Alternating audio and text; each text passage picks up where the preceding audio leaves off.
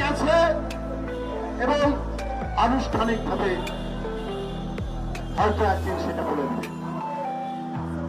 আমরা এত আন্দোলন সংগ্রাম, এত ত্যাগ, শিশু থেকে শুরু করে তরুণরা একেবারে জীবন দিল, তাদের রক্তাক্ত লাশ পড়ে থাকলো, গোটা বিশ্ব কেঁদে উঠেছে, গোটা বিশ্বের মানুষের চোখ দিয়ে কান্না ঝরেছে।